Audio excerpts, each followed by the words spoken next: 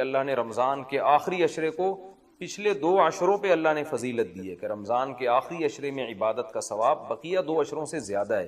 یہی وجہ ہے کہ آپ صلی اللہ علیہ وسلم رمضان کے آخری عشرے میں شد میزرہ، امی عائشہ رضی اللہ تعالی عنہ فرماتی ہیں تہبند کس لیا کرتے تھے. یہ کنایہ ہے عبادت سے کہ بالکل پوری رات آپ صلی اللہ علیہ وسلم عبادت کیا کرتے تھے. اور کمال کی بات یہ ہے کہ رمضان کے آخری عشرے کی جو 10 راتیں ہیں یا 9 راتیں ہیں، ان میں بھی پھر اللہ نے 9 کو برابر نہیں قرار دیا، بلکہ ان میں ایک رات ایسی اللہ نے بنائی جو پورے رمضان کی تمام راتوں سے افضل اور پورے سال کی تمام راتوں سے افضل، اور اس کا نام بھی اللہ نے خود متعین کیا کہ اس کا نام ہے لیلۃ القدر. قدر کا مطلب مرتبے والی، قدر و منزلت والی، اونچے مقام والی رات. انا انزلناہ فی لیلۃ القدر وما ادراک ما لیلۃ القدر. اللہ تعالیٰ کی عادت ہے کہ اللہ تعالیٰ اس دنیا کے نظام کو مساوات کی بنیاد پہ اللہ نے اس نظام کو نہیں چلایا. سب ایک جیسے نہیں ہیں اس دنیا میں. اللہ تعالیٰ نے انسانوں کو تمام مخلوق پہ ترجیح عطا فرمائی ہے. پھر انسانوں میں بھی سب کو ایک جیسا مقام نہیں دیا. پیغمبروں کو اللہ تعالیٰ نے عام لوگوں پر فضیلت عطا فرمائی. پھر پیغمبروں کو بھی ایک جیسا مقام نہیں دیا. اللہ تعالیٰ نے پیغمبروں میں حضرت ابراہیم علیہ السلام، موسیٰ علیہ السلام، عیسیٰ علیہ السلام اور سید الانبیاء محمد صلی اللہ علیہ وسلم کو باقی پیغمبروں پر فضیلت عطا فرمائی. اور پھر ان چاروں کو بھی ایک جیسا مقام اللہ نے نہیں دیا. ان میں سب سے افضل مقام اللہ نے اپنے حبیب محمد صلی اللہ علیہ وسلم کو عطا فرمایا. جیسے اللہ تعالیٰ کی عادت ہے کہ انسانوں میں اللہ نے فرق رکھا، مخلوق میں فرق رکھا، تو اللہ تعالیٰ نے اسی طرح اس زمین کے خطوں میں فرق رکھا ہے. اس زمین میں سارے خطے ایک جیسے نہیں ہیں. مسجد کو اللہ نے عام جگہوں پر فضیلت دی. پھر مسجدوں میں مسجد اقصی، مسجد نبوی اور مسجد حرام کو اللہ نے باقی مسجدوں پر فضیلت دی. اور ان 3 مسجدوں میں بھی اللہ نے سب سے زیادہ فضیلت مسجد حرام کو دی جہاں بیت اللہ ہے. اور اتنی بڑی فضیلت دی کہ مسجد حرام میں ایک نماز کا ثواب 1,00,000 نمازوں کے برابر قرار دیا گیا. اور علماء کہتے ہیں صرف نماز ہی نہیں ہے بلکہ ایک نیکی کا ثواب اللہ نے مسجد حرام میں 1,00,000 نیکیوں کے برابر رکھا ہے. تو اسی طرح اللہ تعالیٰ نے جو اوقات ہیں، وقت ہیں، ان کو بھی ایک جیسا نہیں رکھا. اللہ تعالیٰ نے ہفتے کے دنوں میں جمعے کے دن کو ان بقیہ 6 دنوں پر اللہ نے فضیلت عطا فرمائی ہے. پھر اللہ نے مہینوں میں تمام مہینوں پر رمضان المبارک کو فضیلت عطا فرمائی ہے. آپ رمضان میں جب کوئی نیکی کرتے ہیں تو پورے سال کی نیکی ایک طرف اور رمضان کی نیکی ایک طرف، کئی گنا اجر اس کا بڑھ جاتا ہے. اسی طرح سے اللہ رب العزت نے پورے رمضان کو بھی ایک جیسا نہیں رکھا، بلکہ اللہ نے رمضان کے آخری عشرے کو پچھلے 2 عشروں پہ اللہ نے فضیلت دی ہے کہ رمضان کے آخری عشرے میں عبادت کا ثواب بقیہ 2 عشروں سے زیادہ ہے. یہی وجہ ہے کہ آپ صلی اللہ علیہ وسلم رمضان کے آخری عشرے میں شد میزرہ، امی عائشہ رضی اللہ تعالی عنہ فرماتی ہیں تہبند کس لیا کرتے تھے. یہ کنایہ ہے عبادت سے کہ بالکل پوری رات آپ صلی اللہ علیہ وسلم عبادت کیا کرتے تھے. اور کمال کی بات یہ ہے کہ رمضان کے آخری عشرے کی جو 10 راتیں ہیں یا 9 راتیں ہیں، ان میں بھی پھر اللہ نے 9 کو برابر نہیں قرار دیا، بلکہ ان میں ایک رات ایسی اللہ نے بنائی جو پورے رمضان کی تمام راتوں سے افضل اور پورے سال کی تمام راتوں سے افضل، اور اس کا نام بھی اللہ نے خود متعین کیا کہ اس کا نام ہے لیلۃ القدر. قدر کا مطلب مرتبے والی، قدر و منزلت والی، اونچے مقام والی رات. تو یہ اللہ کی عادت ہے کہ جیسے آپ دیکھتے ہیں کہ مختلف قسم کی کمپنیاں مختلف پیکیجز نکالتی ہیں اپنی پروڈکٹ کو سیل کرنے کے لیے، لوگوں کو فائدہ پہنچانے کے لیے، خود پیسے کمانے کے لیے. اللہ کو ہماری ضرورت نہیں ہے ہماری عبادت کی.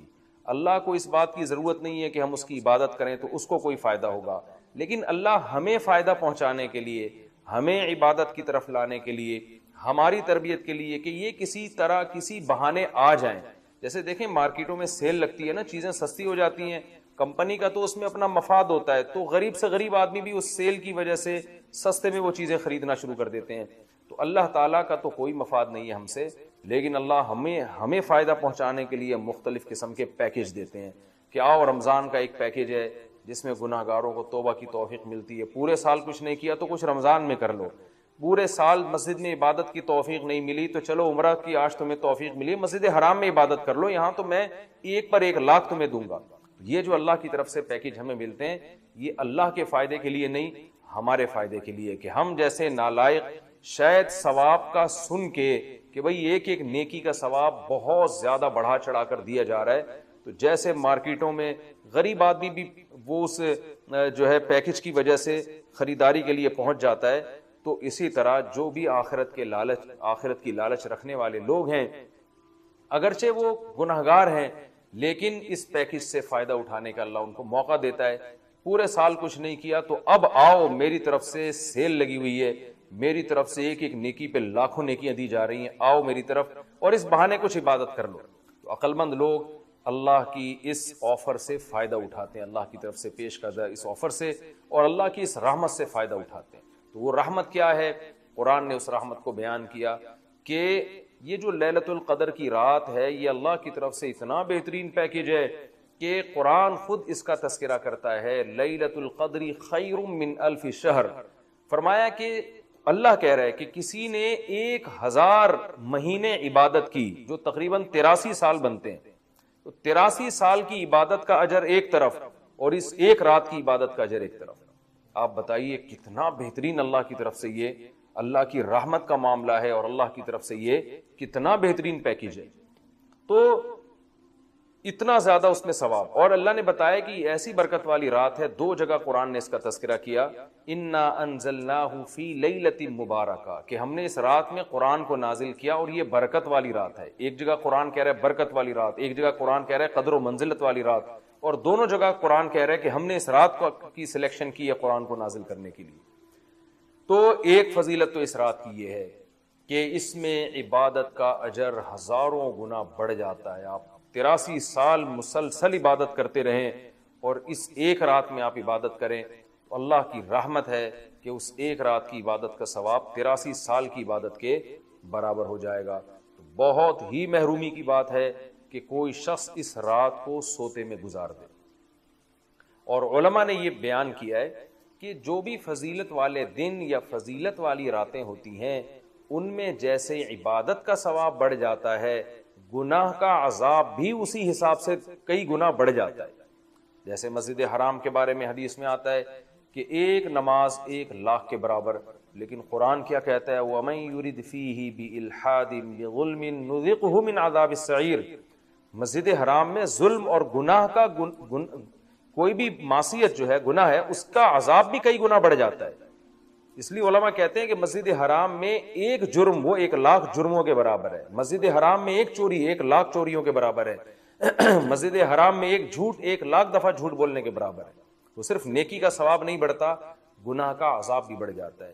اسی طرح علماء کہتے ہیں کہ رمضان میں جیسے نیکی کا ثواب کئی گنا بڑھتا ہے، گناہ کا عذاب بھی کئی گنا بڑھتا ہے۔ جیسے مسجد میں نیکی کا ثواب بڑھ گیا، مسجد میں اگر آپ جرم کرتے ہیں، گناہ کرتے ہیں، تو عذاب بھی بڑھے گا کہ اللہ کے گھر میں تم غلط کیسے کر رہے ہو۔ تو اسی طرح یاد رکھیے کہ لیلۃ القدر میں 3 قسم کے لوگ ہیں۔ ایک تو وہ لوگ جو عبادت کر کے اس رات کو قیمتی بناتے ہیں اور 83 سال کی عبادت اپنے کھاتے میں، اپنے اعمال نامے میں ڈال لیتے ہیں۔ ایک وہ لوگ ہیں جو محروم ہوتے ہیں، پوری رات سوتے رہتے ہیں، لیکن وہ بھی خوش قسمت ہیں کہ چلو عشاء کی نماز جماعت سے پڑھی، فجر کی جماعت سے پڑھی، کسی درجے میں ان کو بھی ثواب مل گیا، تراویح کی کچھ رکعتیں پڑھ لی جتنی اللہ نے توفیق دی۔ یہ وہ لوگ ہیں جنہوں نے اس رات کو بہت حد تک ضائع کر دیا، لیکن خسارے والا کام انہوں نے نہیں کیا۔ خسارے والے وہ لوگ ہیں جو اس رات میں بھی گناہ نہیں چھوڑتے، ڈرامے دیکھ رہے ہیں، فلمیں دیکھ رہے ہیں، غیبتیں کر رہے ہیں اور عشاء کی نماز جماعت سے نہیں پڑھ رہے، گناہ کر رہے ہیں، فجر کی نماز جماعت سے نہیں پڑھ رہے، تو یہ بدبخت لوگ ہیں۔ تو خوب یاد رکھیے کہ لیلۃ القدر میں جیسے عبادت کا ثواب بڑھتا ہے، ایسے ہی گناہ کا عذاب بھی کئی گنا زیادہ بڑھ جاتا ہے۔ اور یہی حکمت ہے، علماء بیان کرتے ہیں کہ رسول اللہ صلی اللہ علیہ وسلم نے ہمیں یقینی طور پر لیلۃ القدر کی رات متعین کر کے نہیں بتائی۔ آپ نے یہ فرمایا کہ طاق راتوں میں تلاش کرو، آخری عشرے میں تلاش کرو، وہ رات اسپیسیفک متعین نہیں کی۔ اس میں یہی حکمت علماء بیان کرتے ہیں کہ اگر وہ رات متعین کر دی جاتی اور پھر اس رات میں کوئی پوری رات سو کے ضائع کرتا تو اللہ کی اس پر حجت تام ہو جاتی. اللہ کہتے تجھے تو پتا تھا کہ آج لیلۃ القدر کی رات ہے, تو نے آج گناہ کیسے کیا, تو نے اس رات کو ضائع کیسے کیا, تو اور زیادہ عذاب آ سکتا تھا. ایسا نہ ہوتا کہ دنیا میں ہی عذاب آ جاتا. اس لیے اللہ نے اس کو مخفی کر دیا, کہ تھوڑا سا کنفیوژن میں ڈال دیا, کہ تاکہ اس میں اگر کوئی اس رات کو ضائع کرتا ہے تو اس کو یقینی طور پر افسوس نہ ہو, کہ ہو سکتا ہے وہ یہ سوچے شاید آج کی رات نہ ہو, بلکہ ہو سکتا ہے کل یا پرسوں کی رات لیلۃ القدر ہو جائے. ایک حکمت تو علماء یہ بیان کرتے ہیں. دوسری حکمت یہ بیان کرتے ہیں کہ اگر لیلۃ القدر کی رات متعین کر دی جاتی اور اس رات اتفاق سے کوئی سوتا رہ جاتا, بیماری کی وجہ سے عبادت نہ کر پاتا, تو پھر وہ بقیہ راتوں میں بالکل بھی عبادت نہ کرتا. وہ کہتا لیلۃ القدر تو گزر گئی, اب میں رات جاگ کے کیا کروں گا, اصل جو اللہ کی طرف سے رحمت والا معاملہ تھا وہ تو میں نے ضائع کر دیا. تو اللہ نے اس امت پر احسان کیا کہ بتا دیا بھائی آخری عشرہ ہے اور طاق راتوں میں امکان زیادہ ہے, تاکہ کوئی 21ویں رات کو عبادت نہ کر سکے تو اس کو یہ خیال نہ ہو کہ بھائی اب لیلۃ القدر کا چانس ہی ختم ہو گیا, بھائی ہو سکتا ہے 22ویں ہو سکتا ہے 23ویں ہو. تو اس لالچ میں, اس امید میں وہ 10 کی 10 راتیں عبادت کرے گا. اور تیسری حکمت علماء نے یہ بیان کی ہے کہ لیلۃ القدر کی رات کو 100% متعین کر کے نہیں بتایا گیا تاکہ لوگ اس بہانے زیادہ عبادت کریں اور جو طلبگار ہیں انہی کو ملے. اب جو آخری 10 عشرے میں یقینی طور پر پوری عبادت کرے گا اس کے لیے تو لیلۃ القدر یقینی ہے. جو آخری عشرے میں کچھ راتیں جاگے گا کچھ راتیں نہیں جاگے گا تو اس کے بارے میں امکان ہے کہ شاید لیلۃ القدر اس سے فوت ہو گئی ہو. ہاں طاق راتوں میں جو عبادت کرے گا, تمام طاق راتوں میں 21ویں میں 23 میں 25 میں 26ویں 27ویں رات 29ویں رات, تو اس کے بارے میں بھی امکان ہے کہ وہ لیلۃ القدر کو پا لے گا. تو اللہ تعالیٰ یہ چاہتے ہیں کہ جو پورے آخری عشرے میں تمام طاق راتوں میں خاص طور پر عبادت کریں ان کو لیلۃ القدر ملے. تو اگر اللہ رات متعین کر دیتے تو پھر تو ہر آدمی اس لیلۃ القدر میں جاگ لیتا, لیکن اللہ نے نظام ایسا بنایا کہ بھائی جو طلب کرے گا اور تمام راتیں جاگے گا اس کو تو یقینی طور پر لیلۃ القدر ملے گی, اور جو تمام راتوں میں عبادت کا اہتمام نہیں کرے گا تو اس کے لیے معاملہ مشکوک ہے, امکان ہے کہ مل جائے, امکان یہ بھی ہے کہ نہ ملے. تو اس لیے بھی علماء کہتے ہیں کہ لیلۃ القدر کی یقینی طور پر تعیین نہیں کی گئی. بہرحال بہت کثرت سے اس بارے میں روایات ہیں جن میں آتا ہے کہ رمضان کے آخری عشرے میں اور رمضان کی طاق راتوں میں خاص طور پر آپ صلی اللہ علیہ وسلم نے فرمایا کہ لیلۃ القدر کو تلاش کرو. تو ہمیں لیلۃ القدر میں کرنا کیا ہے؟ اس میں کچھ بدعتیں بھی پھیلی ہوئی ہیں, جتھے بنا کے مسجدوں میں جانا اور اجتماعی عبادتیں کرنا, یہ تمام چیزیں اسلاف سے ثابت نہیں ہیں, اور ان کو دین سمجھ کے کریں گے یہ بدعت ہو جائیں گی. سنت سے دور ہیں یہ سب چیزیں. انفرادی عبادت ہونی چاہیے. نماز کا کوئی الگ سے مخصوص طریقہ ثابت نہیں ہے لیلۃ القدر کی رات میں. جو طریقے سے عام آپ نمازیں پڑھ رہے ہیں وہی اسی طریقے سے, یہ نہیں کہ پہلی رکعت میں یہ صورت دوسری میں یہ صورت, یہ تمام چیزیں لوگوں میں پھیلی ہوئی ہیں, یہ بدعت ہے, ان کا حقیقت سے سنت سے کوئی تعلق نہیں ہے. تلاوت کریں, دعائیں مانگیں اور تہجد کی نماز پڑھیں. جتنے نوافل اللہ آپ کو توفیق دیتا ہے, آپ جیسے عام معمول ہے نوافل پڑھنے کا اسی طرح پڑھیں, اور بہتر ہے گھر میں عبادت کریں. گھر میں اگر مشکل ہو رہی ہے تو مسجد میں بھی جا سکتے ہیں, لیکن نوافل گھر میں پڑھنا یہ مسجد میں پڑھنے سے زیادہ افضل ہے. مسجد میں شور شرابہ کرنا, لیلۃ القدر کے نام پہ جتھے بنا کے بیٹھنا, پھر لیلۃ القدر کی رات پہ پوری رات پروگرام چلنا مسجدوں میں, یہ سب چیزیں لوگوں کو عبادت سے غافل کرنے والی ہیں. بیان بھی ہونے چاہیے مختصر, آدھا گھنٹہ ہو گیا 1 گھنٹہ ہو گیا, باقی وقت عبادت میں لگانا چاہیے. دوسری بات یہ کہ اتنی کثرت سے عبادت کرنا کہ آپ کا دماغ ہی خراب ہونا شروع ہو جائے, نیند سے حالت خراب ہو جائے, تو یہ بھی ٹھیک نہیں ہے.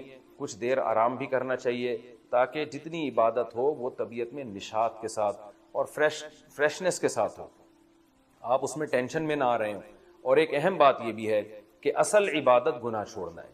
آپ صلی اللہ علیہ وسلم نے لیلۃ القدر میں ہمیں جو دعا سکھائی ہے اس دعا کا مفہوم بھی یہی ہے. صحیح حدیث میں دعا آتی ہے کہ لیلۃ القدر میں یہ دعا مانگو, اللہم انک عفو تحب العفو فاعف عنا, اے اللہ تو سراپا معافی ہے, معافی کو پسند کرتا ہے, ہمارے گناہوں کو معاف کر دے.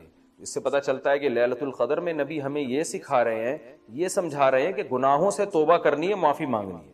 ظاہر ہے جس جرم سے معافی مانگی جاتی ہے تو اسی بیس پہ مانگی جاتی ہے نا کہ آئندہ آپ چھوڑنے کا عہد کر رہے ہو. آپ نے کسی کا دل دکھایا, کسی کو ٹینشن دی, اب آپ اس سے سوری کر رہے ہیں, وہ کہتا ہے ٹھیک ہے آئندہ ٹینشن نہیں دینا. آپ کہتے ہیں دوں گا تو میں آئندہ بھی تمہیں ٹینشن, تو وہ کہے گا پھر یہ تو معافی نہیں, یہ تو معافی کے نام پہ مذاق ہو گیا بھائی. تو نبی جو ہمیں دعا سکھا رہے ہیں اس میں اصل بتا رہے ہیں کہ لیلۃ القدر کی رات میں اللہ سے دعائیں مانگ کر توبہ کرنی ہے. تو اس رات میں آپ عبادت کریں, اللہ سے دعا مانگیں. اور دعا کیا مانگیں کہ اللہ جو گناہ ہماری زندگی میں ہیں ان سے ہم توبہ کرتے ہیں اور آئندہ ہمیں ان سے بچنے کی توفیق عطا فرما.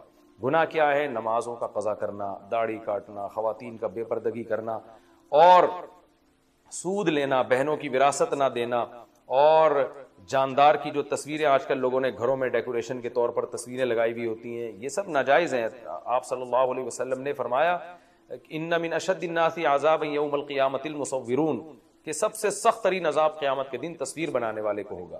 ڈیجیٹل کیمرے کی تصویر میں تو بہت اچھا خاصا علماء کا اختلاف ہے کہ ہماری رائے یہ کہ تصویر میں داخل نہیں ہے, لیکن جو پرنٹڈ تصویر ہوتی ہے اور کسی شرعی عذر کے بغیر ہو, ایک تصویر کسی ضرورت سے ہوتی ہے, بلا وجہ شو بازیوں کے لیے اپنے باپ داداؤں کی تصویریں دیواروں پہ سجانا, یہ فیشن ہمارے یہاں بنتا چلا جا رہا ہے. اور جو بت بنے ہوئے ہوتے ہیں تصویر کے نام پہ, وہ بھی اسلام میں حرام ہے. تو ان سب چیزوں سے ہمیں لیلۃ القدر میں توبہ کرنی ہے. شراب سے, زنا سے, بد نظری سے, والدین کی نافرمانی سے, رشتہ داری توڑنے سے. آپ صلی اللہ علیہ وسلم نے فرمایا جو خونی رشتوں کو توڑتا ہے وہ جنت میں داخل نہیں ہوگا. لیلۃ القدر کی رات میں آپ اپنے خونی رشتوں کو منا لیں. اس رات میں آپ اگر رشتے کو جوڑیں گے اس کا ثواب کئی گنا زیادہ ملے گا, اس کی برکتیں بہت زیادہ ہوں گی. تو اس رات میں صدقہ خیرات بھی کرنا چاہیے. اور ان تمام جرائم سے, نماز چھوڑنے کا گناہ, سود کا گناہ, وراثت کھانے کا گناہ, جو بھی ناپ تول میں کمی کا گناہ, آپ اگر کسی ادارے میں جاب کرتے ہیں, آپ تنخواہ پوری لے رہے ہیں مگر آپ کام میں ڈنڈی مار رہے ہیں, یہ خیانت ہے جس سے قرآن نے روکا ہے. یہ بھی ایک جرم ہے, اس جرم سے بھی ہم نے اس رات میں توبہ کرنی ہے. اگر کوئی کرایہ دار مالک مکان کے گھر کو امانت کے طور پہ استعمال نہیں کرتا, یہ بھی امانت میں خیانت ہے. اور اگر مالک مکان کرایہ دار کو تنگ کرتا ہے یا کرایہ دار مالک مکان کو ٹائم پہ کرایہ نہیں دیتا, یہ بھی جرم ہے جس کو قرآن بیان کرتا ہے امانت میں خیانت. تو جہاں بھی دو آدمیوں کا معاملہ ہو رہا ہے اور اس میں آپ ڈنڈی مار رہے ہیں, یہ بہت بڑا جرم ہے. قرآن میں اہل جنت کی یہ صفات بیان نہیں کی گئی ہیں. تو اخلاق کو اپنے درست کرنا. آپ صلی اللہ علیہ وسلم نے فرمایا منافق کی 3 نشانیاں ہیں, بات کرتا ہے جھوٹ بولتا ہے, امانت دی جائے تو خیانت کرتا ہے, اور جب کسی سے بحث مباحثہ کرتا ہے تو گالم گلوچ پہ آ جاتا ہے. آج دیکھیں دفتروں میں کیا حال ہے, بات بات پہ گالیاں, ذرا سی کوئی مسئلہ ہوتا ہے فوش فوش گالیاں نکالنا شروع کر دیتے ہیں. تو یہ تمام چیزیں ایسی ہیں جن سے ہمیں اس رات میں توبہ کرنی ہے.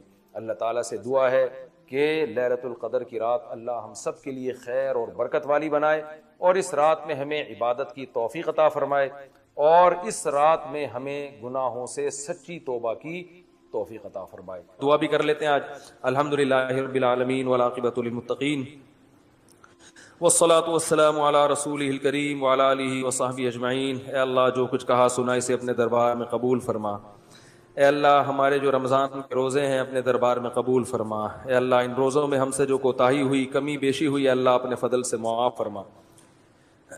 اے اللہ جن لوگوں نے بھی رمضان میں صدقات و خیرات کیے, بڑھ چڑھ کر غریبوں کو کھلایا, راشن کی تقسیم میں مدد کی اور زکاتیں نکالی, اور اللہ جو بھی ہم سے نیکی کی تیری وجہ سے اللہ تو نے ہمیں توفیق دی, اللہ ہماری ان تمام عبادتوں کو اپنے دربار میں قبول فرما. اے اللہ اس میں ہم سے اگر کوئی ریاکاری ہوئی, کہیں کوتاہی ہوئی, اے اللہ ان صدقات و خیرات میں جو ہم سے کوتاہی ہوئی, اے اللہ تو اپنے فضل سے معاف فرما. اے اللہ ہماری تراویح کی نمازوں کو قبول فرما, ہماری تہجد کی نمازوں کو قبول فرما. اے اللہ اس رمضان میں ہم میں سے جس سے بھی کوئی نیکی کا کام ہوا ہے, اللہ تو اپنے فضل سے اس نیکی کو اپنے دربار میں قبول فرما. اور اللہ جو نیکیوں کی دوڑ میں دوسروں سے پیچھے رہ گئے, تراویح میں سستی ہوئی, رمضان کے روزوں میں سستی ہوئی, اے اللہ ہم سب توبہ کرتے ہیں, آئندہ ہمیں سستی سے بچنے کی توفیق عطا فرما. اے اللہ اس رمضان کی بہاریں ہمیں ہماری زندگی میں بار بار دکھا. اے اللہ بار بار ہماری رمضان کی بہاریں ہمیں ہماری زندگی میں دکھا. اے اللہ جس وبا سے پوری دنیا دوچار ہے, جس کی وجہ سے لاکھوں لوگ موت کی گھاٹ, موت کے منہ میں چلے گئے, ہزاروں سینکڑوں لاکھوں بیمار ہسپتالوں میں پڑے ہوئے ہیں, اللہ اس وبا سے ہمیں نجات عطا فرما. ہمارے ملک کو اندرونی بیرونی آفتوں سے اللہ اپنے فضل سے محروم فرما. اے اللہ ہمارے جو مرحومین پچھلے سال ہمارے ساتھ تھے, اس سال ہمارے ساتھ موجود نہیں ہیں, اللہ تو ان کی مغفرت فرما. اے اللہ ان کی قبر کو, اے اللہ ان کی قبر کو جنت کے باغات میں سے ایک باغ بنا. اے اللہ ہمارے والدین جو دنیا سے جا چکے ہیں, اللہ ان سب کی مغفرت فرما. جس کے والدین دونوں یا دونوں میں سے کوئی ایک دنیا سے جا چکے ہیں، اللہ تو اپنے فضل سے رمضان کی برکت سے، رمضان کے آخری عشرے کی برکت سے، اور اللہ اس مقدس رات کی برکت سے، اللہ تو اپنے فضل سے ان کے جرائم کو، ان کے گناہوں کو معاف فرما۔ اے اللہ تو ان سب کی مغفرت فرما۔ اے اللہ ہم میں بہت سے ایسے لوگ ہو سکتے ہیں جن سے کبھی ماضی میں زنا ہوا ہو، اے اللہ ہم سب اس کی طرف سے توبہ کرتے ہیں۔ اللہ جس سے بھی یہ جرم ہوا، ہم سب اپنے اس مسلمان بھائی کی طرف سے توبہ کرتے ہیں۔ اللہ تو اس کی توبہ قبول فرما، اس کے گناہ کو معاف فرما۔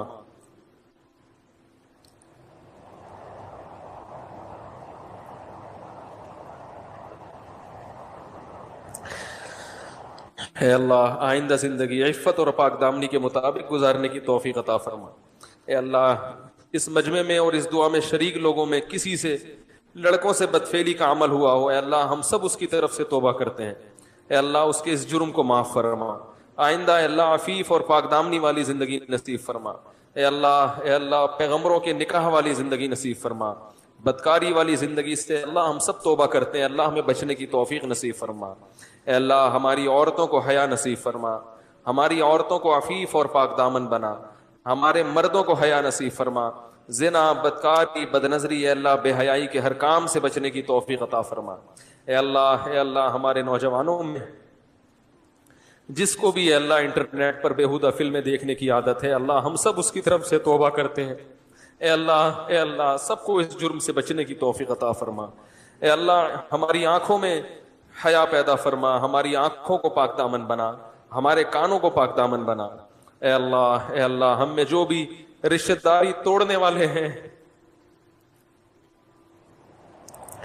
اے اللہ تیرے صحابی ابو ہریرہ رضی اللہ تعالیٰ عنہ کا قول ہے کہ جس مجمع میں رشتہ داری توڑنے والا ہو،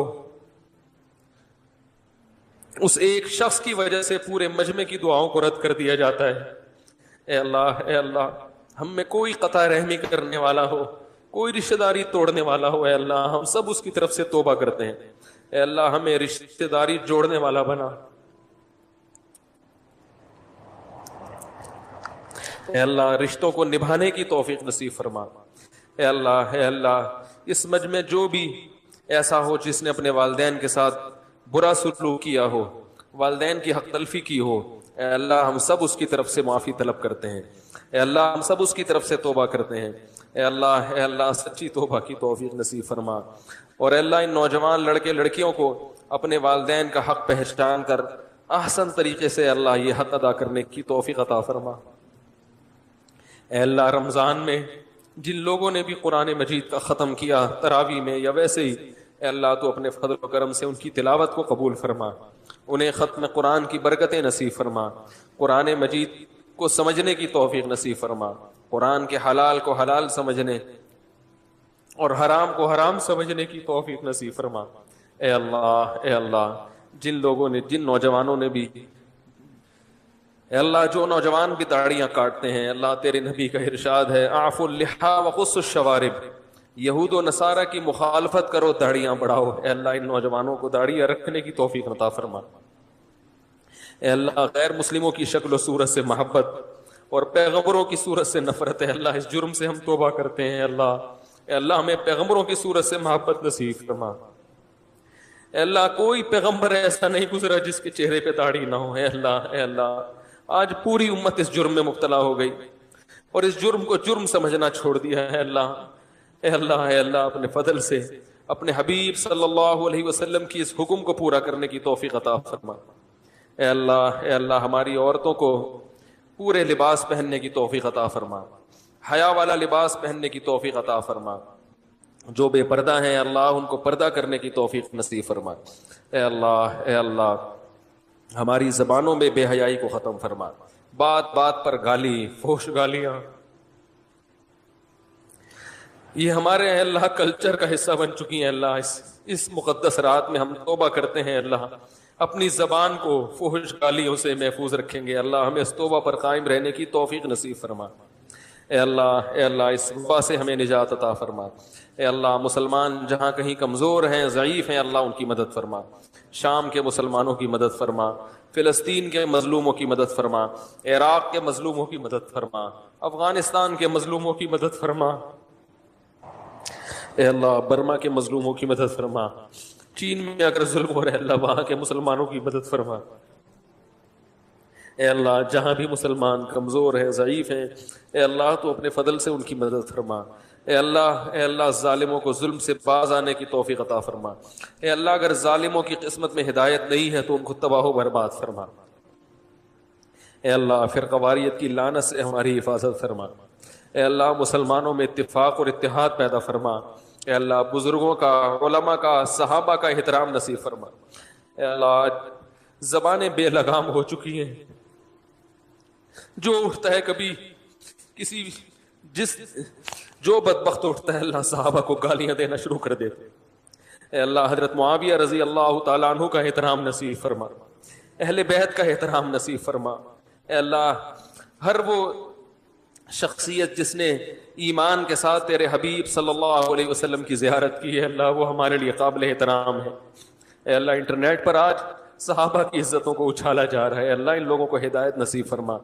جو ہدایت کے قابل نہیں ہے اللہ تو ان کو دنیا میں رسوا اور ذلیل فرما، اے اللہ صحابہ کا احترام کرنے والا بنا، اے اللہ محدثین کا احترام کرنے والا بنا، ائمہ اربعہ کا احترام کرنے والا بنا، اے اللہ جتنے بھی ہمارے بزرگان دین دنیا سے جا چکے ہیں بڑے بڑے بزرگان دین اور جو دنیا میں موجود ہیں اللہ سب سے عقیدت اور محبت نصیب فرما، سب کا احترام کرنے کی توفیق نصیب فرما، اے اللہ ہماری زبانوں کو ان کی گستاخیوں سے محفوظ فرما، اے اللہ تیرے حبیب کا ارشاد ہے من عادى لي وليا فقد آذنته بالحرب، جو میرے کسی دوست سے دشمنی رکھے گا میرا اس کے خلاف اعلان جنگ ہے، اے اللہ علماء کی اہل اللہ کی محبت نصیب فرما، اے اللہ آج علماء کو برا بھلا کہنا گالیاں دینا سب سے آسان کام بن چکا ہے اللہ اس جرم سے ہمیں توبہ کی توفیق نصیب فرما، اے اللہ جو بے روزگار ہیں ان کو روزگار نصیب فرما، اے اللہ جو رزق تنگی کا شکار ہے ان کو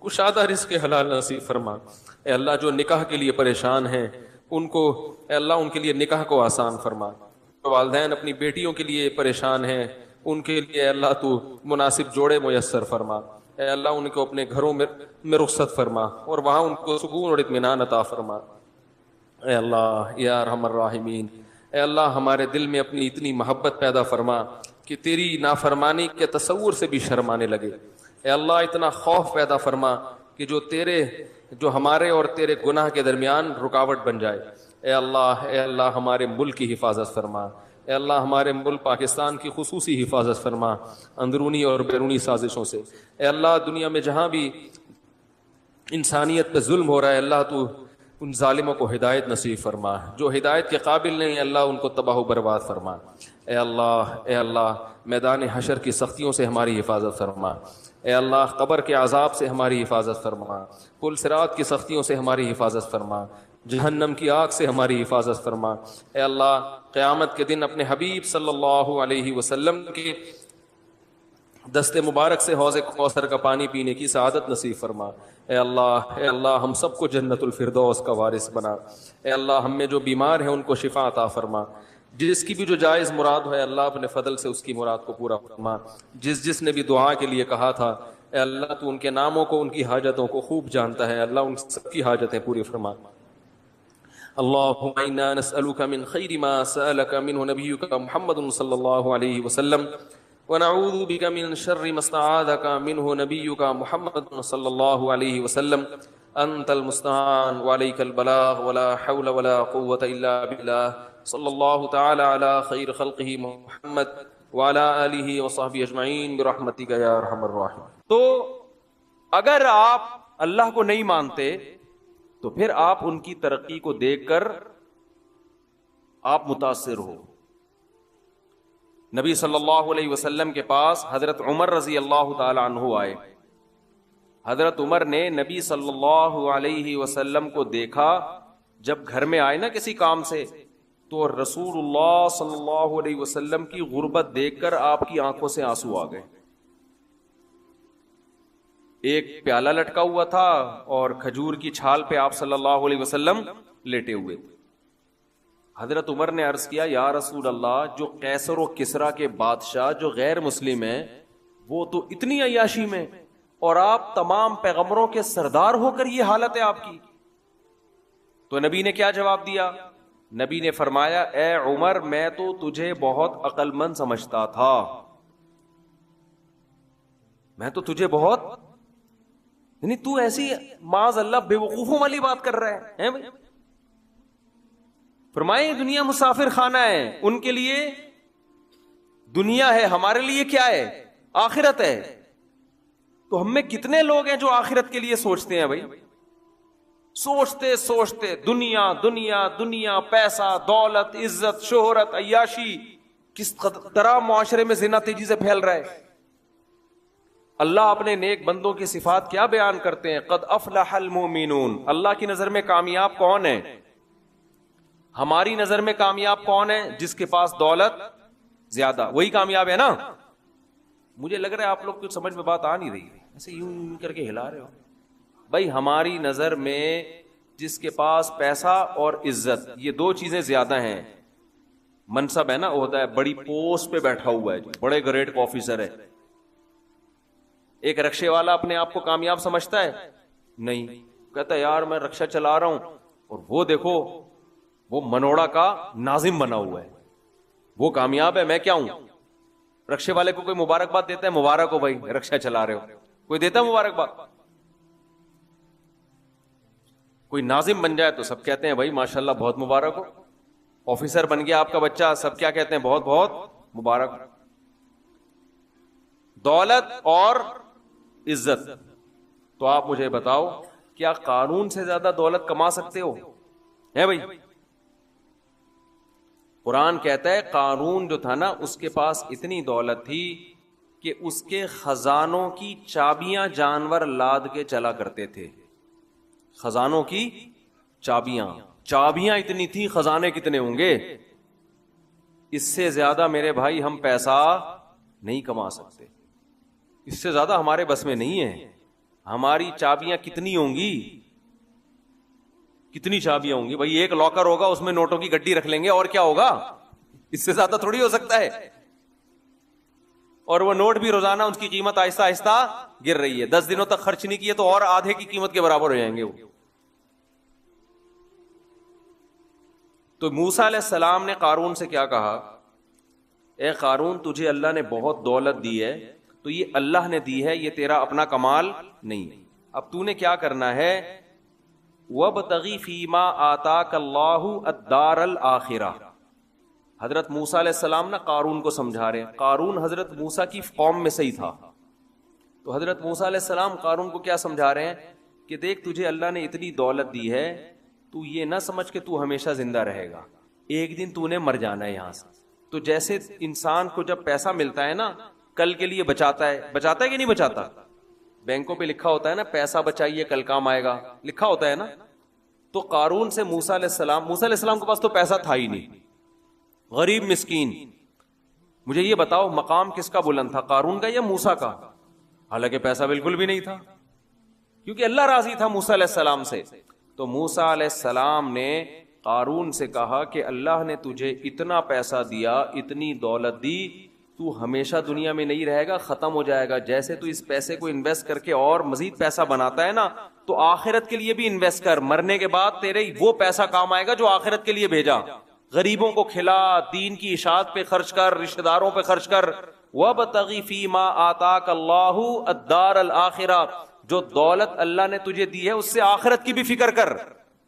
ایک حکم موسیٰ علیہ السلام نے یہ دیا. دوسرا موسیٰ علیہ السلام نے یہ حکم دیا احسن کما احسن اللہ الیک. اللہ نے تیرے ساتھ اچھا سلوک کیا نا، دوسرے غریب ہیں، اللہ نے تجھے بہت زیادہ پیسہ دے دیا، تو اب تو بھی مخلوق کے ساتھ اچھا سلوک کر اور تو بھی اچھے اعمال کر. اس کا شکر یہ ہے کہ تو بھی اللہ کا شکر گزار بندہ بن جا. دولت دی ہے تو نماز زیادہ پڑھ، روزے زیادہ رکھ، غریبوں کو زیادہ کھلا، عبادت زیادہ کر تو دوسروں سے. جیسے ہمارے نبی صلی اللہ علیہ وسلم پوری رات جب عبادت کرتے تو آپ کے پاؤں مبارک سوج جایا کرتے تھے. امی عائشہ رضی اللہ تعالی عنہا نے فرمایا کہ اللہ نے آپ کے اگلے پچھلی خطائیں معاف کر دی ہیں تو آپ اتنی عبادت کیوں کرتے ہیں؟ تو آپ صلی اللہ علیہ وسلم نے کیا فرمایا؟ افلا اکون عبدا شکورا، تو کیا میں اللہ کا شکر گزار بندہ نہ بنوں؟ جب اللہ نے مجھ پر یہ احسان کیا کہ میری خطائیں معاف کر دیں تو مجھے بھی تو چاہیے نا کہ میں اللہ کی دوسروں سے زیادہ عبادت کروں۔ تو موسیٰ علیہ السلام نے قارون سے کیا کہا کہ تو نے دوسروں سے زیادہ اللہ کی اطاعت کرنی ہے، کیونکہ اللہ نے تجھ پر احسانات دوسروں سے زیادہ کی۔ قارون کو موسیٰ علیہ السلام کی یہ نصیحت بالکل بھی پسند بولو نہیں ہے۔ دولت کے نشے میں انسان کو تھوڑی مولویوں کی باتیں اچھی لگتی ہیں۔ ہم جب تاجروں کو بتاتے ہیں نا اس طرح سے تجارت حلال ہے، اس طرح سے حرام ہے، تو بعض تاجروں کو غصہ آتا ہے کہ یہ مولوی بزنس میں کباب میں ہڈی کیوں بنتے ہیں؟ ہمارا مرضی یار، جیسے چاہیں پیسہ کمائیں۔ ہوتا ہے کہ نہیں ہوتا؟ علماء بتاتے ہیں بھائی یہ جو تم چیز خرید رہے ہو، خرید کے آگے ابھی قبضے میں لیے نہیں اور آگے بیچ رہے ہو، تو اپنے قبضے میں چیز لیے بغیر آگے بیچنا اسلام میں کیا ہے؟ جائز نہیں ہے۔ کہتے ہیں جاؤ تم مسجد کا ملا، تم نماز پڑھو مسجد میں، یہ کیا؟ اب ہم تم سے پوچھ کے کاروبار کریں گے کیا؟ تو جب پیٹ بھرا ہوا ہوتا ہے نا انسان کا اور جیب بھری بھی ہوتی ہے تو پھر مولویوں کی باتیں سمجھ میں نہیں آتی، اور مولوی بالکل بھی اچھے نہیں لگتے، بالکل بھی اچھے نہیں لگتے۔ میں نے ایک جگہ نکاح پڑھایا تو جیسے ہی نکاح پڑھایا دولہا کی سالیاں والیاں ساری جوان لڑکیاں آ کے بیٹھ گئی نا ادھر ادھر، ہاں یوں کر کے جیسے فری ہو جاتی۔ تو میں نے کہا بھائی یہ تو جائز نہیں ہے یار، یہ سالیاں دولہے کی کیا لگتی ہے جو اتنا فری ہو رہی ہیں آ کے؟ تو دولہا کو غصہ آنا شروع ہو گیا۔ دولہا بولا یہ مولوی کو ہمارے ذاتی معاملات میں کیوں دخل دے رہا ہے؟ تو کہتے ہیں لوگ کہ مولوی کا کام ہے نکاح پڑھائے اور پتلی گلی سے نکلے بس۔ یہ آج کے معاملہ نہیں ہے، یہ پرانی سنت ہے۔ جب شعیب علیہ السلام نے اپنی قوم کو سمجھایا کہ ناپ تول میں کمی مت کرو، وہ قوم کیا کرتی تھی؟ کسٹمر کو ٹھگتی تھی۔ یہاں بہت سے لوگوں کا مچھلیوں کا کام ہوگا نا، تازہ مچھلی کا آرڈر آیا، 4 مچھلیاں تازہ، ایک اس میں باسی پہنا دی کسی کو، جو میرے ساتھ بہت دفعہ ایسا ہوا ہے۔ میں نے کہا بھائی تو ڈبل قیمت لے لے لیکن تازہ مچھلی دے، اس نے تازہ دے دی، درمیان میں ایک لوگ کرتے ہیں، پاکستانی تو مشہور ہیں اس کام میں۔ تو شعیب علیہ السلام نے اپنی قوم سے کہا کہ تم تجارت میں 2 نمبری مت کیا کرو، 2 نمبری نہ کیا کرو۔ کیوں؟ انی اراکم بخیر، تم قحط زدہ لوگ نہیں ہو۔ ایک آدمی بھوک سے مر رہا ہو نا تو وہ تو دوسرے کی جیب سے چھین کے بھی کھا سکتا ہے کہ میں تیرے کو بعد میں پیسے دے دوں گا، پہلے میں زندہ تو رہوں نا۔ کیا خیال ہے؟ اب آپ کو 1 مہینے سے روٹی نہیں ملی، آپ بھوک سے مر رہے ہو، کوئی بندہ روٹیاں لے کے جا رہا ہے تو شریعت بھی اجازت دیتی ہے بھائی جان بچانا پہلے فرض ہے۔ آپ اس سے جا کے پہلے تو آرام سے مانگو، نہیں دے تو آپ بولو میں تیرے کو پیسے بعد میں دے دوں گا، کما کے ابھی مجھے کھانے دے۔ تو شعیب علیہ السلام نے اپنی قوم سے کہا کہ تم قحط زدہ لوگ نہیں ہو، کھاتے پیتے لوگ ہو، تمہیں 2 وقت پیٹ بھر کے روٹی ملتی ہے تو تم کیوں کسٹمر کے ساتھ دھوکا کر رہے ہو؟ یہ کس کے الفاظ تھے؟ شعیب علیہ السلام کے۔ تو قوم نے کیا جواب دیا؟ اصلاتک تأمرک ان نترک ما یعبد آباؤنا او ان نفعل فی اموالنا ما نشاء۔ کیسے زبردست آیت ہے کہ اے شعیب تو نماز پڑھتا ہے، روزے رکھتا ہے، اللہ اللہ کرتا ہے، ہمیں بالکل بھی برا نہیں لگتا، بہت اچھا لگتا ہے تو نماز پڑھتا،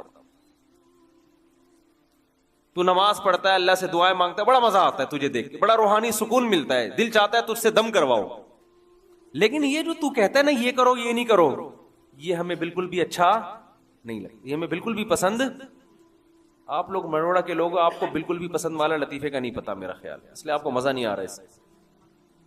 وہ ایک آدمی نا کہیں رشتہ لینے کے لیے گیا، سنو پھر مزہ آئے گا، یہ بالکل بھی پسند نہیں۔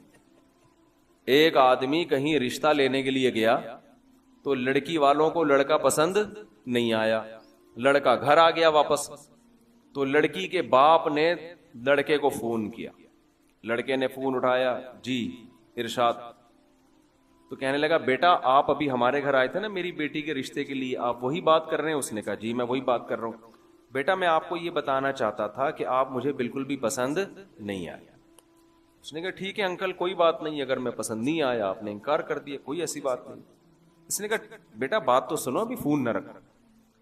بیٹا ہم نے آپ کو انکار کیا ہے, میں آپ کو دل سے بتاؤں ذرا بھی پسند نہیں آئے آپ. اس نے کہا ٹھیک ہے انکل آپ نے بتا دیا نا, میں پسند نہیں آیا تو ٹھیک ہے میں رشتہ نہیں کرتا, ختم ہو گئی بات. بیٹا ایک میں فون نہیں رکھنا. ابھی ایک بات سن, دیکھو کہیں سے تھوڑا سا بندہ پسند آتا ہے نا, کوئی پرسنالٹی پسند آتی ہے, کسی کے بات چیت کا اسٹائل, کسی کا خاندان, کسی کا پیسہ, کچھ بھی پسند نہیں آیا ہمیں آپ. اب اس کو آنے لگا غصہ, وہ گالیاں دینے لگا. اچھا تو جب وہ گالیاں دینے لگا نا تو اس نے کہا ایک منٹ میری وائف سے بات کریں. اب لڑکے کو خیال ہوا شاید اس کی وائف کوئی صحیح بات کرے, تو وائف نے فون اٹھایا. بیٹا ایک منٹ ذرا میری بات سنیں. جی آنٹی کیا کہنا چاہتی ہیں؟ دیکھو بیٹا مسئلہ یہ ہے کہ آپ مجھے بھی بالکل پسند نہیں آئے. اس نے کہا آنٹی یہ بات انہوں نے بتا تو دی تھی. کہہ رہے نہیں, میں نے کہا شاید آپ سمجھ رہے ہو کہ مجھے آپ پسند آئے ہو, تو میں نے کہا میں کلیئر کر دوں کہ مجھے بھی آپ بالکل بھی پسند نہیں ہے. تو آنٹی پھر کیا کروں؟ کہیں سے کچھ بندہ سمجھ میں آتا ہے نا. اچھا چلو میری بیٹی سے بات کرو. وہ خوش ہو گیا, شاید یہ کچھ کرے. بیٹی نے کہا آپ میرے رشتے کے لیے آئے تھے, مجھے بھی بالکل بھی پسند نہیں آیا. اس کو آ گیا غصہ اور یہ گالیاں دینے لگا. گالیاں دے کے اس نے فون رکھا ہے. اتنے میں ان کا فون آ گیا جن کو یہ پسند آئے تھے. سمجھ میں آ رہی ہے؟ کہیں اور بھی پیغام بھیجا تھا ان کی طرف سے, ہاں والے کا فون آ گیا. تو اس نے جب فون اٹھایا نا لڑکے نے, لڑکی کے ابا نے کہا آپ ہمارے ہاں رشتہ لینے کے لیے آئے تھے؟ اس نے کہا تمہاری ایسی کی تیسی. گالیاں دینے لگا نا. وہ حیران کہ یار یہ بول کیا رہا ہے. کہہ رہے بیٹا بات تو سنو. کہہ رہے نہیں سنتا میں تمہاری بات. گالیاں دینے لگا. کہہ رہے بیٹا ایک بات سن لو. کیا بات ہے؟ کہہ رہے بیٹا ہمیں آپ بہت پسند آئے تھے, لیکن آپ کا جو لب و لہجہ ہے نا اس کے بعد ہمیں آپ بالکل بھی پسند نہیں. اب آپ ہمیں بالکل بھی پسند نہیں. تو شعیب علیہ الصلوۃ والسلام کی نماز ان کی قوم کو بالکل بھی پسند. شعیب علیہ السلام کی نماز پسند تھی, روزہ پسند تھا. شعیب علیہ السلام کی نصیحت ان قوم کو بالکل بھی پسند نہیں تھی کہ آپ یہ کیوں کہتے ہو کہ کاروبار ایسے کرو ایسے نہ کرو. ہمارے حضرت مفتی رشید احمد صاحب رحمہ اللہ تعالی جو تھے, وہ بھابھی کو پردے پہ بڑا زور دیتے تھے کہ بھابھی دیور سے پردہ کرے. ہے نا اسلام میں سالی بہنوئی سے پردہ. جب شادی ہوتی ہے آپ کی کسی خاندان میں تو وہ لڑکی تو آپ کی محرم بن جاتی ہے, اس کے علاوہ اس کا کوئی, اس کے والد بھی آپ کے سسر اور اس کی ماں بھی آپ کی ساس, اس کے علاوہ میرے بھائی کوئی محرم والا رشتہ آپ کا اس کے ساتھ قائم نہیں ہو. گھروں میں پردہ ختم ہو گیا. آپ سے کوئی پیسے بڑھانے کی بات کرے آپ کان لگا کے سنو گے کیا کہہ رہے ہیں. کوئی آ کے بتائے نا ایک نیا بزنس آیا ہے, کان لگا کے سنو گے. کوئی آپ سے کہے یار تمہارے گھر میں پردے کا نظام نہیں ہے, یہ غلط ہے, اللہ ناراض ہوتا ہے, کیسے آدمی دھتکارتا ہے. ابے کوئی اور بات کر یار, یہ کیا ٹاپک لے کے بیٹھ گیا یار, یہ تو مولویوں کی باتیں, تو ادھر سے کیا فضول باتیں کر رہے ہیں. ہوتا ہے کہ نہیں ہوتا؟ آپ کو یہ باتیں بالکل بھی پسند نہیں ہیں, لیکن اللہ کو یہی باتیں, اللہ کو سب سے پہلے یہ دیکھنا ہے میرا کون کتنا ہے, میں نے کھلایا, میں نے پیدا کیا, میرے حکام کو کیوں نہیں مانتے. قرآن میں اللہ تعالیٰ نے نا ایک ایک رشتے کی تفصیل بیان کی ہے. پردے کا جب حکم آیا نا تو اللہ نے بتایا کہ عورت اپنے باپ سے پردہ نہیں ہے, اس کا اپنے بھائی سے نہیں ہے, بھتیجے سے نہیں ہے, سسر سے نہیں ہے, شوہر سے نہیں ہے, شوہر کے بیٹے سے جو ستیلا بیٹا ہوتا ہے اس سے نہیں ہے, شوہر کے باپ سے نہیں ہے. پوری ڈیٹیل اللہ نے بتا دی. کیا مطلب؟ ان کے علاوہ عورت کا سب سے پردہ ہے. تو آپ پردہ تو عورت پہ فرض ہے, آپ پہ فرض نہیں ہے, لیکن آپ اپنی بیوی سے فری ہو کے بات کر سکتے ہو, اپنی ماں سے ہنسی مذاق کر کے بات کر سکتے ہو, اپنی بہنوں سے ہنسی مذاق کر کے بات کر سکتے ہو, اپنی بھانجیوں سے بے تکلف ہو سکتے ہو, اپنی بھتیجیوں سے بے تکلف ہو سکتے ہو.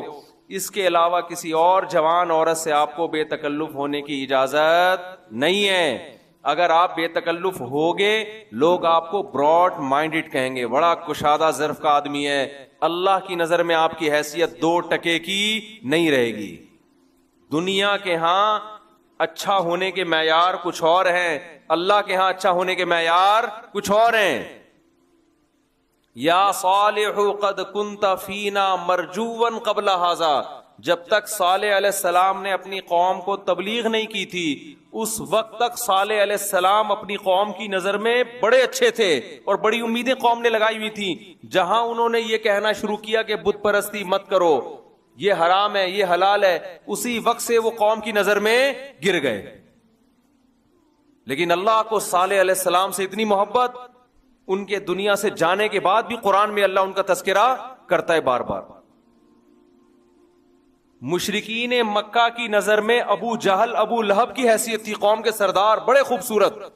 ابو لہب کو ابو لہب کیوں کہتے ہیں؟ بعض مورخین نے لکھا ہے کہ اتنا خوبصورت تھا کہ اس کے جو رخسار ہے نا آگ کے انگارے کی طرح چمکتے تھے. لہب عربی میں انگارے کو کہتے ہیں. اور بلال حبشی کیا تھے؟ سیاہ رنگ کے، موٹے ہونٹ، اجمی، غلام. لیکن جنت میں قدموں کی آہٹ کس کی سنی گئی ہے؟ حضرت بلال کی. ابو جہل کی ابو لہب کی نہیں سنی گئی. اللہ کی نظر میں بلال حبشی کا مقام زیادہ، عرب کے سردار کا مقام کم. فرعون، جب موسیٰ علیہ السلام نے فرعون کو دعوت دی ہے نا تو فرعون غربت کے تانے دیتا تھا موسیٰ علیہ السلام کو. کس کے تانے دیتا تھا؟ آج دولت مند کی نظر میں غریب کی کوئی حیثیت ہی نہیں ہے، وہ کہتے ہیں 2 ٹکے کا آدمی نہیں ہے یہ. فرعون یہی تانے دیتا تھا موسیٰ علیہ السلام کو. جب موسیٰ علیہ السلام نے فرعون کو سمجھایا نا کہ اس خدا پر ایمان لے کر آ، تو ظلم کرنا چھوڑ دے، ایک خدا کو مان، اس کی عبادت کر، تو فرعون نے بجائے ماننے کے قوم کو کہنا شروع کر دیا کہ یہ مسکین آدمی، معاذ اللہ نقل کفر، غریب آدمی، اس کے ہاتھ میں سونے کے کنگن نہیں ہیں، میرے ہاتھ میں سونے کے کنگن ہیں. اس کے باغات نہیں ہیں، میرے پاس باغات ہیں، میرے باغات میں نہریں بہتی ہیں، ان کے پاس سر چھپانے کا چھپڑا نہیں ہے. ام انا خیر من ھذا الذی ھو مہین، میں بہتر ہوں بتاؤ یا یہ معاذ اللہ کمتر آدمی بہتر ہے؟ قوم کا غریب آدمی، غلام قوم کا آدمی. ایسے تکبر کیا فرعون نے ان کی غربت کی وجہ سے. اسے پتا نہیں تھا کہ جس کو تو تانے دے رہا ہے نا کمتر ہونے کے، خدا کی نظر میں اس کا اتنا بڑا مقام ہے کہ اللہ اس غریب کو، اس مسکین کو کوہ طور پہ بلا کر خود سے اللہ اس سے کلام کرتا ہے. اتنا بڑا مقام ہے اس کا. اور اللہ جو آخری کتاب نازل کرے گا قرآن، اس میں سب سے زیادہ ذکر کس کا کرے گا؟ موسیٰ علیہ السلام. قرآن میں سب سے زیادہ کس پیغمبر کا تذکرہ ہے؟ موسیٰ علیہ السلام. بار بار موسیٰ موسیٰ موسیٰ موسیٰ، اتنا زیادہ ان کا واقعہ اللہ نے ذکر کیا، کسی پیغمبر کے واقعے کو اللہ نے اتنا تذکرہ نہیں کیا. نبی صلی اللہ علیہ وسلم نے فرمایا جب سب لوگ قیامت کے دن قبر سے اٹھیں گے تو سب سے پہلے رسول اللہ صلی اللہ علیہ وسلم اٹھائے جائیں گے قبر سے. فرمایا میں اللہ کے عرش کی طرف دوڑوں گا تو میں دیکھوں گا موسیٰ مجھ سے پہلے اللہ کے عرش کے پائے کو پکڑ کے کھڑے ہوئے ہوں گے. یہ فضیلت بیان کی نبی صلی اللہ علیہ وسلم نے موسیٰ علیہ السلام کی. اتنا بڑا مقام کوہ طور پہ اللہ قربناہ نجیا. قرآن کہتے ہیں ہم نے موسیٰ سے سرگوشیاں کی ہیں. محبوب سے سرگوشیاں کی جاتی ہیں نا، لیکن فرعون دولت بھی ہے، حکومت بھی ہے، اور کیا تانے دے رہا ہے؟ لوگوں تم اس معاذ اللہ مولوی کی بات مانو گے جس کے پاس نہ دولت ہے، جس کے پاس نہ باغات ہیں، میرے محلات، میرا بنگلہ، میری جاہو جلال دیکھو، میں اس کو فالو کیوں کروں؟ آج انسان اس غلط فہمی میں مبتلا ہو گیا کہ میری شکل اگر اچھی ہے تو میں بھی اچھا ہوں. ایسا نہیں ہے بھائی. آج انسان یہ سمجھتا ہے میرے کپڑے اچھے ہیں تو میں بھی کیا ہوں، یا جس کے کپڑے اچھے ہیں وہ اچھا ہے، جس کی شکل اچھی ہے وہ اچھا ہے، جس کی صحت اچھی ہے وہ اچھا ہے، جس کی دولت اچھی ہے وہ اچھا ہے، جس کی حکومت اچھی ہے وہ اچھا ہے. ایسا نہیں ہے. اللہ کی نظر میں جس کا عمل اچھا ہے بس وہ اچھا ہے، چاہے کھانے کو روٹی نہ ملے، اس کو ایک نوالا نہ ملے، لیکن عمل اچھا ہے، اللہ کو ناراض نہیں کرتا. اللہ کی نظر میں یہ کروڑوں مالداروں سے، کروڑوں جاہ والوں سے کروڑا گنا بہتر ہے. بھائی اس دنیا کے دھوکے میں مت آؤ. یا ایھا الناس ان وعد اللہ حق، اے لوگو اللہ کا وعدہ سچا ہے. اللہ مرنے کے بعد تمہیں دوبارہ زندہ کر کے اپنے سامنے کھڑا کرے گا. فلا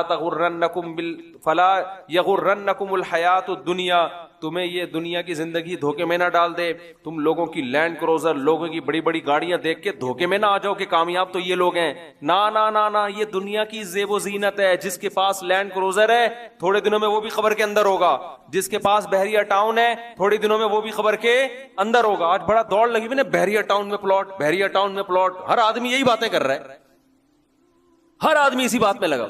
میں کل آغا خان ہاسپٹل گیا, کسی کام سے گیا آغا خان ہاسپٹل, وہاں ایک ڈاکٹر سے میری ملاقات ہوئی. میں نے کہا ڈاکٹر صاحب آپ نے تو بڑے مردے دیکھے ہوں گے آغا خان میں, کوئی بہت بڑے مردے کا بتاؤ, بڑا وی آئی پی قسم کا مردہ. مردے بھی چھوٹے مردے, غریب آدمی رکشے والا ٹکرا کے مر گیا, گٹر میں گر کے مر گیا, چھوٹا مردہ ہے. ایسے بھی مردوں کی یہ والی قسم بھی ہوتی ہے نا. غریب آدمی کیسے مرتا ہے, گٹر کا ڈھکن کھلا ہوا تھا, گر گیا اندر, 3 دن بعد اس کی لاش نکلی اندر سے, یا خود ہی گٹر نے اگل دیا. کیا خیال ہے کہ بس کب تک برداشت کروں بھائی میں, اب نکلو باہر. یہ غریب آدمی بیچارے کی یہ اوقات ہے ہمارے معاشرے میں.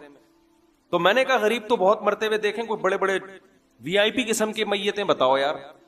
پھر اس نے بڑے بڑے بلڈروں کے نام لیے. وہ میں تو اب بلڈنگوں کے نام نہیں لوں گا, اس کے ان کے وارثین بولے ہمارے ابا کا مفتی صاحب ایسے تذکرہ کر رہے ہو, بڑی بڑی کروڑوں روپے کی بلڈنگیں جن کی آج کراچی میں کھڑی ہوئی ہیں, جو ان کو انہوں نے اپنے ہاتھوں سے بنائی, ارب پتی لوگ. مجھے کہنے لگے کچھ دن پہلے ایسا بڑا بلڈر آیا, کوئی خاص بیماری نہیں تھی, تھوڑا سا ہارٹ کا مسئلہ تھا, تھوڑی دیر میں انا للہ ہو. وہ ڈاکٹر بتا رہا ہے آغا خان کا, کہہ رہا ہے میں خود اس کی لاش پہ حیران تھا, یار اتنا بڑا بلڈر ایسے 2 منٹ کے اندر گیا. اور پھر اس کے جو وارثین کی دولت پہ لڑائی ہوئی ہے, ابا کی پینٹ سے بھی کچھ نکل رہا ہے تو نکال رہے ہیں. یہ ہوتا ہے, وہ لڑ رہے ہیں, ابا کے جنازے کی فکر نہیں ہے, لڑ رہے ہوتے ہیں آپس میں مرغوں کی طرح. یہ نہیں دیکھ رہے ہوتے بھائی تو یہ پیسہ لے کے تیرا بھی وہی انجام ہونے والا ہے تھوڑے دنوں میں جو تیرے باپ کا انجام ہوا ہے. عزت کے ساتھ پیسہ حاصل, میں یہ نہیں کہہ رہا اپنا حق چھوڑ دو, آپ اپنا حق لو, مگر اس سے عزت کے ساتھ لو, اس سے دل لگانے کی کوشش مت کرو. دنیا کمائی جائے گی, دنیا سے دل نہیں لگایا جائے گا. میں اکثر اس کی ایک مثال دیتا ہوں, دیکھو جو چیزیں فنا ہونے والی ہوتی ہیں انہیں کمایا بھی جاتا ہے, کھایا بھی جاتا ہے, استعمال بھی کیا جاتا ہے, لیکن ان سے محبت نہیں کی جاتی. محبت اس سے کی جاتی ہے جو ہمیشہ آپ کے ساتھ رہے. رشتے آپ کے ساتھ ہمیشہ رہیں گے. ماں باپ کا رشتہ جنت میں بھی کس کا ہوگا, ماں باپ کا ہوگا. بیوی کا رشتہ جنت میں بھی کس کا ہوگا. اب لوگ گھبرا جاتے ہیں بات سن کے, لوگ کہتے ہیں یار یہ والی اگر وہاں بھی ملے گی تو پھر جنت کس کام کی ہوگی. تو آپ کو بھی تو وہی, اس کو بھی تو وہی والا مل رہا ہے, پرانا والا میاں. تو جب وہ صبر کرے گی تو میرے بھائی آپ بھی کیا کر لینا, صبر کر لینا. ایک خاتون کا میاں عجیب سا تھا نا, اس نے مجھے فون کیا, بیچارہ کہیں شادی ہو گئی اس کی کسی آڑے ترشے سے آدمی سے. تو پہلے میں بہت فون اٹھایا کرتا تھا, تو خاتون کہنے لگی مفتی صاحب ہم تو صبر کر رہے ہیں اپنے میاں کے ساتھ, پرسنالٹی نہیں ہے, کیا جنت میں یہی والا ملے گا. میں نے کہا بالکل یہی والا ملے گا. یہ تو رشتہ جب ہاں اس کے مرنے کے بعد کہیں اور شادی ہو جائے کسی خاتون کی تو جو آخری والا ہوتا ہے وہی ملتا ہے نا. تو میں نے کہا یہی والا ملے گا. تو کہنے لگے ہم تو برداشت کر رہے ہیں اس کو, جنت میں یہ کہ میں نے کہا ریپیئرنگ کے بعد ملے گا. یہ اس ڈیزائن میں نہیں ہوگا, اس کا ڈینٹنگ پینٹنگ کا کام ہوگا, اس کے جتنے کھڈے ہیں وہ پہلے فلنگ ہوگی. جیسے گاڑی جاتی ہے نا, جتنے کھڈے ہیں فلنگ ہوتی ہے, بھرائی ہوتی ہے, ڈینٹنگ پینٹنگ کا کام ہوتا ہے, کلر پورا کمپنی چینج کر دیتی ہے. تو میں نے کہا ڈینٹنگ پینٹنگ کے بعد ملے گا, اس کی بھرائی ہوگی, کلر چینج ہوگا, پورا تیار کیا جائے گا. جو مینوفیکچرنگ فالٹ ہے نا اس کے اندر وہ بھی سارے کیا ہو جائیں گے, حالانکہ مینوفیکچرنگ فالٹ دور اکثر نہیں ہوتی. تو آپ پریشان نہ ہو, ٹینشن نہ ہو, یہ ڈیزائن چینج ہو کے ملے گا آپ. پھر تھوڑی اس بیچاری کو تسلی ہوئی. تو رشتے تو میرے بھائی یہی رہیں گے, باقی دنیا کی جتنی چیزیں ساری ختم. ہم جب دنیا سے جاتے ہیں نا تو برزخ میں ہماری اپنے رشتہ داروں سے تو ملاقات ہوتی ہے, ہماری اپنی پراپرٹی سے ملاقات نہیں ہوتی. وہ ہم بعد والوں کے لڑنے کے لیے چھوڑ کر آئے ہو کہ اب تم کھیلو.